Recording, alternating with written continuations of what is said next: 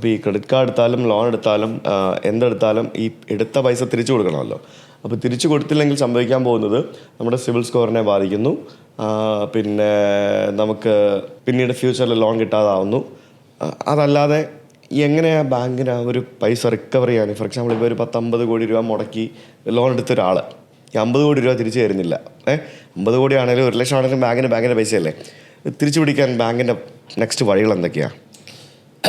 ഇങ്ങനെ ഒരു particular period of time പീരീഡിൽ നമ്മൾ ലോൺ എടുത്തത് അത് ആ പർട്ടിക്കുലർ ഇൻട്രസ്റ്റ് പേയ്മെൻറ്റ് അല്ലെങ്കിൽ പേയ്മെൻറ്റ്സ് വന്നില്ല എന്നുണ്ടെങ്കിൽ it will be declared as A NPA, non performing asset ആയിട്ട് ബാങ്കിൽ ഡിക്ലെയർ ചെയ്യും. നോൺ പെർഫോമിംഗ് അസറ്റായി ഡിക്ലെയർ ചെയ്ത് കഴിഞ്ഞാൽ ദ ബ്രാഞ്ച് വിൽ ഇമീഡിയറ്റ്ലി അതിന് കുറേ ലീഗൽ പ്രൊസീജിയേഴ്സ് ഉണ്ട്. വളരെ സിമ്പിളായിട്ട് പറഞ്ഞു കഴിഞ്ഞാൽ നമുക്ക് കസ്റ്റമറിൻ്റെ നിന്ന് how they can take it back. നമുക്ക് കുറച്ച് എമൗണ്ട് കിട്ടിയില്ല എന്നുണ്ടെങ്കിലും ആ കസ്റ്റമറിൻ്റെ സാങ്കമജംഗ വസ്തുക്കൾ എന്നൊക്കെ പറയില്ലേ, ലൈക്ക് ദാറ്റ് അതിൽ നിന്ന് എഴുതിയെന്നെങ്കിലും how we can take back the particular amount എന്നുള്ള രീതിയിലൊക്കെ ബാങ്ക് നോക്കും. അതിലാണ് ചിലപ്പോൾ അറ്റാച്ച്മെൻറ്റ് ഓഫ് പ്രോപ്പർട്ടീസ് ഉണ്ടാവും. അറ്റാച്ച്മെൻറ്റ് ഓഫ് ഇപ്പോൾ പുള്ളിക്ക് എന്തെങ്കിലും ജോലി ലോൺ അങ്ങനെ എന്തെങ്കിലും ഇതുണ്ടെങ്കിൽ കമ്മ്യൂണിറ്റി സർവീസ് അതിനൊക്കെ അറ്റാച്ച് ചെയ്യുമായിരിക്കും. വെഹിക്കിൾസ് എന്തെങ്കിലും ഉണ്ടെങ്കിൽ അത് അറ്റാച്ച് ചെയ്യുമായിരിക്കും. ആ പല ഡിഫറെൻറ്റ് രീതിയിലാണെങ്കിൽ പോലും ആ കസ്റ്റമറിൻ്റെ ബ്രാഞ്ചിനെ സംബന്ധിച്ചോളം it should not be a loss. അപ്പോൾ അങ്ങനെ അറ്റാച്ച് ചെയ്തിട്ട് അത് ഓപ്ഷൻ വെക്കും. ആ ഓപ്ഷൻ വെച്ചിട്ട് പർച്ചേസ് ചെയ്ത് അതിൽ നിന്ന് കിട്ടുന്ന പൈസ കൊണ്ട് they will take back the amount. അതിൽ നിന്ന് ആ ഓപ്ഷൻ വെച്ചിട്ട് അതിൽ കുറച്ച് അഡീഷണൽ എമൗണ്ട് ഇടിച്ച് ഫോർ എക്സാമ്പിൾ എക്സ് എന്ന് പറഞ്ഞ പേഴ്സൺ 100 രൂപ കൊടുക്കാറുണ്ട്, പുള്ളി കൊടുക്കുന്നതില്ല. അവർ എക്സിൻ്റെ ഒരു പ്രോപ്പർട്ടി അറ്റാച്ച് ചെയ്തു, അതിന് 150 രൂപ വാല്യൂ എന്ന് ഓപ്ഷൻ വെച്ചപ്പോൾ 150 രൂപ വാല്യൂ എന്ന് ഇരിക്കട്ടെ, ബാങ്ക് ആ 150 രൂപ എടുക്കില്ല. ആ 100 രൂപ എത്രയാണ് പുള്ളി തരാനുള്ളത്, ആ 100 രൂപ എടുത്തിട്ട് ആ ലോൺ ക്ലോസ് ചെയ്യും. എക്സ്ട്രാ കിട്ടി 50 രൂപ എക്സ് എന്ന് പറഞ്ഞ് തിരിച്ചു കൊടുക്കുന്നത്, നിങ്ങളുടെ പൈസ 50 രൂപ വെച്ചൊന്ന് തിരിച്ചു കൊടുക്കും. അത്രയ്ക്ക് ട്രാൻസ്പാരൻ്റ് ആണ് ബാങ്കിങ് സിസ്റ്റം. ഓക്കെ, അപ്പോൾ അയാൾക്ക് അതൊന്നും ഇല്ലാന്നുണ്ടെങ്കിൽ ബാങ്കിന് നഷ്ടം അല്ലേ? അയാൾ അഭിപ്രായ ബാങ്കിന് പോയി. അവിടെയാണ് ഞാൻ കാര്യം പറഞ്ഞത്. അവിടെയാണ് ഞാൻ പറഞ്ഞത് അങ്ങനെ ഒരു വ്യക്തിക്ക് ഒരിക്കലും ഒബ്വിയസ്ലി അല്ല സംഭവിക്കാമല്ലോ, ക്യാൻ ഹാപ്പൻ.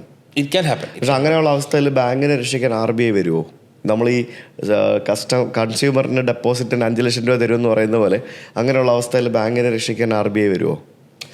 അങ്ങനത്തെ കേസിൽ ഇപ്പോൾ ഇതിനകത്ത് ഒരു കോമഡി ഉണ്ട്. ഇപ്പോൾ പല ആൾക്കാരും പറയാറുണ്ട് ഇപ്പോൾ കുറേ ലോണുകൾ എഴുതി തള്ളി എന്ന് പറഞ്ഞിട്ടുണ്ട്. ആക്ച്വലി ആ എഴുതി തള്ളി എന്ന് വെച്ചാൽ നമ്മുടെ ഒരു പ്രോപ്പർ ഒരു ഇംഗ്ലീഷ് വേർഡിനെ അതേ രീതിയിൽ തർജ്ജമ ചെയ്യുമ്പോഴാണ് റിട്ടേൺ ഓഫ് എന്ന് പറഞ്ഞൊരു ബാങ്കിൻ്റെ ഒരു ടേമുണ്ട്. റിട്ടേൺ ഓഫ് നമ്മൾ മലയാളം കഴിച്ച് കഴിഞ്ഞാൽ എഴുതി തള്ളി അത്രേ ഉള്ളൂ. ബട്ട് ഈ റിട്ടേൺ ഓഫ് എന്ന് പറയുന്ന സാധനം എന്താണെന്നറിയാമോ?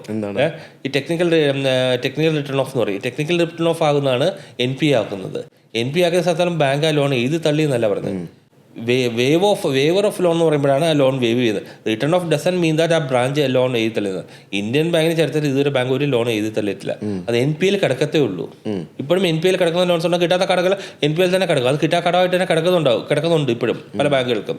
അത് എഴുതി തള്ളിയിട്ടില്ല. അവർ റിക്കവർ ചെയ്യാനുള്ള സാധനങ്ങളൊക്കെ റിക്കവർ ചെയ്യും. ഇവിടെ പല ഫേമസ് ബാങ്കേഴ്സും ഇതുപോലെ ലോൺ എടുത്തിട്ട് എബ്രോഡ് പോയി ചെയ്തിട്ടുണ്ട്.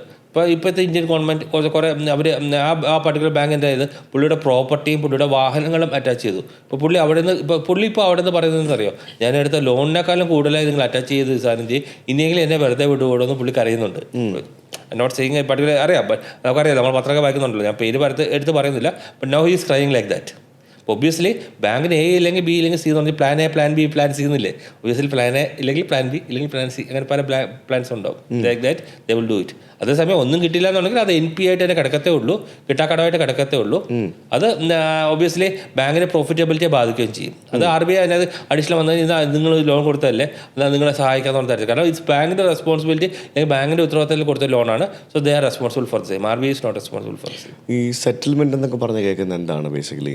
അത് ഞാൻ നേരത്തെ പറഞ്ഞ പോലെ തന്നെ, ഫോർ എക്സാമ്പിൾ എന്താ വെച്ച് കഴിഞ്ഞാൽ ഇപ്പോൾ credit card settlement, loan settlement ഒക്കെ പർട്ടിക്കുലർ പേഴ്സൺ, ഇപ്പോൾ എക്സ് പേഴ്സൺ എന്ന് പറഞ്ഞാൽ ഒരു ലോൺ എടുത്തു.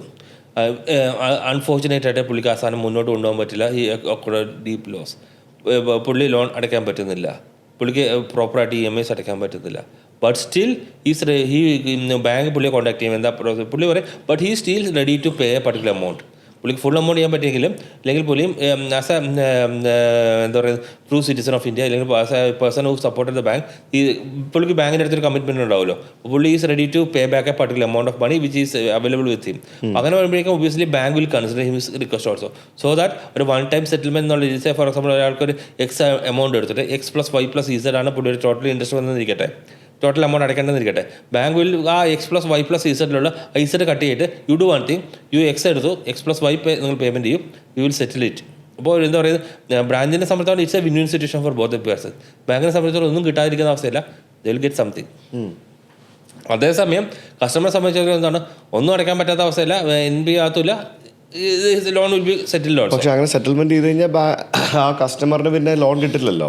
ലോൺ കിട്ടാൻ പാടാണ്, ബുദ്ധിമുട്ടാണ്. കാരണം അയാളുടെ സിബിൽ സ്കോർ ഓൾറെഡി അഫക്ട് ചെയ്തു, NPA ആവുന്നു അല്ലേ?